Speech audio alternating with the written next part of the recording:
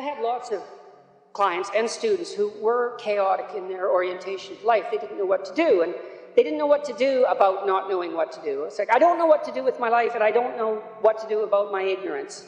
And my reaction to that, in some sense, wasn't exactly the reaction of a clinician, because not a typical clinician, because typical clinicians are liberal Protestant in their fundamental orientation, and they tend to think of psychological development as something like self-actualization, right? It's really a self-development process, but that wasn't my observation, partly influenced by the developmental psychologist Jean Piaget.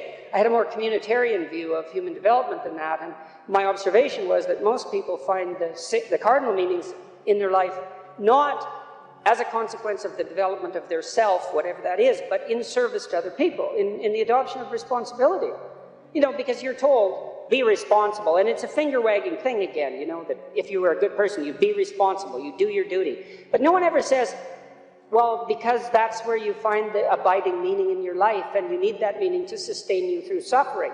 And that's definitely the case. You know, I was very ill for a number of years, and a lot of what got me through that wasn't my own special nature, let's say, but the support of my family and the support of my friends and the support of the broader community made a huge difference, not only psychologically, because I knew people were supporting me, but also practically. You build yourself a community, you sacrifice yourself in the service of other people, not so much because you should, although you should, but because that is where meaning is to be found, and you need a deep meaning to sustain you through tragedy. That's the arc. And you find that deep meaning, and you know, there's a notion that it's better to give to receive than to receive, and it sounds like a Hallmark greeting card in some sense, and people are cynical about that too. Well, yeah, you say that because you should be good and think that, but if you watch yourself, you'll see that it's true, because one of the things that's been really pronounced element in my life is that, you know, people thank me from time to time for things that I've done or said, and there isn't a better experience than that, you know, that you've put something out that's actually a manifestation of what you truly believe, and the consequence of that is part of the redemptive process for someone else. There is nothing that's better than that. Zero. Nothing. In fact, I don't think there's anything that's even in the same conceptual universe of that in terms of its intrinsically rewarding properties. There's nothing better than to have people, perhaps particularly people you've never met, tell you that what you have been doing has had a salutary effect on their lives. And so that's a hell of a fine thing to aim for. And why not aim for it, you know? Because you could do it. If you put, I wouldn't even say necessarily that you put other people first, because I think that's a mistake, but I do think it's the case that you treat other people in the manner that you would wish to be treated if you were treating yourself properly. And that's also a sophisticated thing, right? To learn to treat yourself properly. Because that doesn't mean you get to fulfill every momentary whim, because that's what you do when you're 2, and 2-year-olds can't live without their parents. You know, you have to be wise enough to govern your current behavior in light of the future. And that's really what it means to be an adult. It's what it means to forestall gratification and to attain the responsibility of an adult. And the reason that you should do that, because you should, is because it's actually better, you know, in all ways. It's a panacea for suffering to adopt that responsibility. You look deep enough into infinity and you find your destiny. And that destiny is everything you could be. And we all know that, because this is what men and women search for in each other. You know, if you're rejected by a woman, well, why is she rejecting you? Well, maybe her judgment is off, and that would be very, what would you say, convenient for you. But she's rejecting you because you are not all that you could be, and maybe not even all that you need to be. And so that's a very painful rejection, and it causes all sorts of tension between men and women. But, you know, women have a lot at stake in this game. And so they're looking for something, what? Powerful, dominating, brutal, terrible? No. Something perhaps capable of that. But even more important, capable of mastering, right? And capable of singing despite that. We all know that's true, and the shame that men feel when they're rejected by women is precisely the shame that they feel at knowing deep in their heart that they have not lived up to what they are capable of being. And that harsh judgment that women lay on men, which, by the way, is part of our sexual evolution, because we were shaped by sexual selection, which, by the way, is the operation of consciousness on the structures of matter at the most basic possible level, well, it's a terrible rejection, but it's a salutary rejection. And that process of differentiated choice has shaped us into what we are. That action of consciousness, wanting the best from a potential partner, and selecting at least in part on that basis. And men participate in that too, in the Meistersinger manner. You know, men aren't competing for dominance with each other constantly in a zero-sum game to achieve sexual dominance. There's an element of that, right? Because some things are a zero-sum game, but men are perfectly capable and more than willing, in fact, to aggregate themselves into skilled groups and to celebrate the elevation of the most skilled above all else.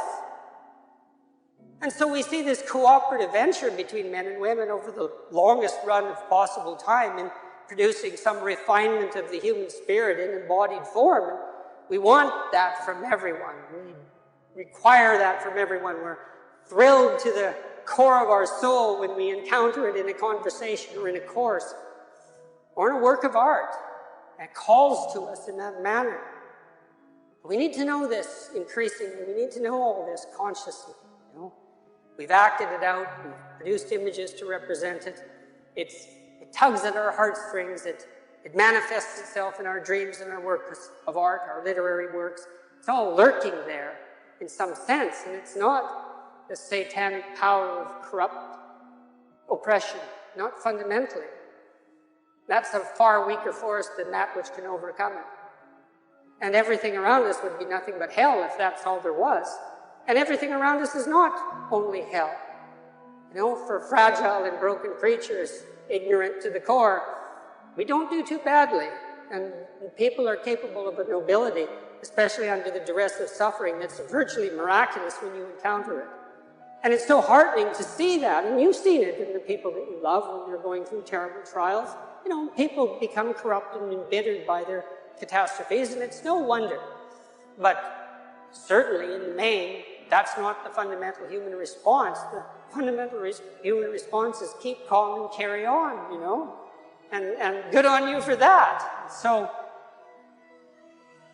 well, to sum up, let's say, we solve the power of perception with the divine word. That's how it is. And what does that mean? Well, it means truth. Every word a prayer, right? Every word a groping to find a firm foundation to stand on while you make your way through life. And every time you hear a conversation of that sort, or hear yourself participating in that prayerful process, orienting yourself to this highest uniting good, and using that to govern your utterance, it's balm for the soul. Yeah, it's love that guides that, and love is the desire to work for the betterment of all things. And that's the proper orienting response, we could say. And it's truth nested inside of that. And that's how it is. And that's how it should be. And that's how it may forever be. So I would tell my clients and students as well, it's like, well, let's just take a look at where other people find meaning. You know, and we'll see how your life matches with that. Do you have an intimate relationship? Yes or no? The right answer is yes. Now, maybe not for you, and maybe you don't right now, and maybe you have your reasons not to because you're a singular person in that regard, but probably not. Because that's like a third of life. And so if you don't have that, that might be one of the reasons you're not doing so well. And the fact that you don't have it might be an indication that you're not oriented in the proper direction. Oh, I can give you an example of that. I have many people question me when I was just on tour. This is a question that came up quite rapidly, often in the Q&A sessions. How do I find the right person when I'm dating? How do I find the person who's right for me when I'm dating? And I got that, or on the internet. I got that question like 3 times in a row, and I thought, because I always think this, what about that question? What's wrong with that question? Something wrong with that question.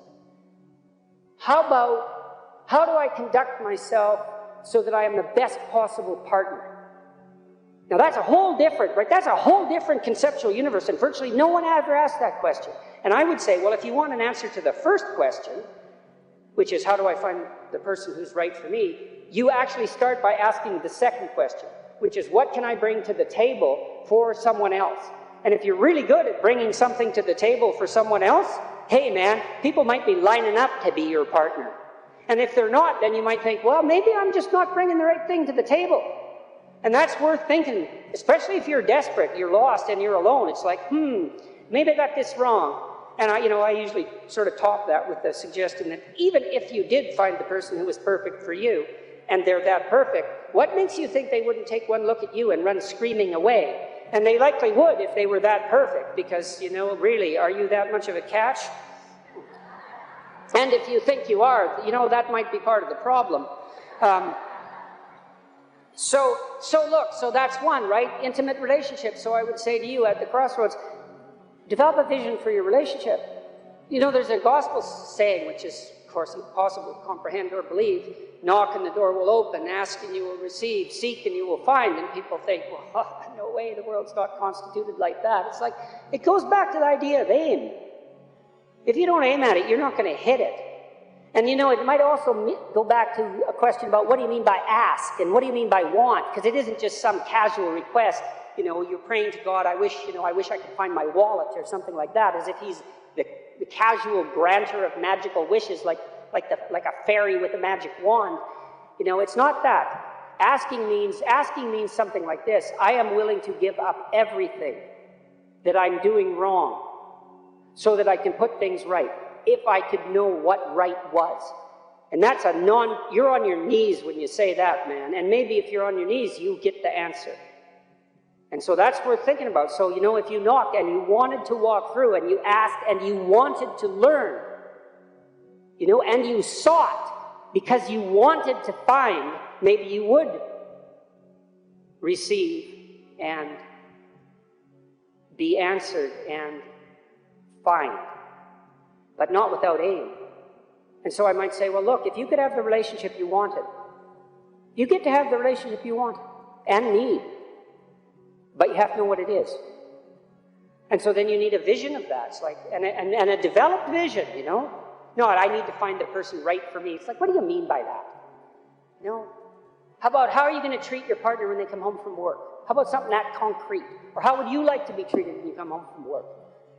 Or what sort of partner do you want in relationship to their attitude towards children? You have to make it real, like it's the story of your own life, which, by the way, it is. And then maybe you find it, because at least once you've developed the vision, if it manifests itself, you'll recognize it. That's something.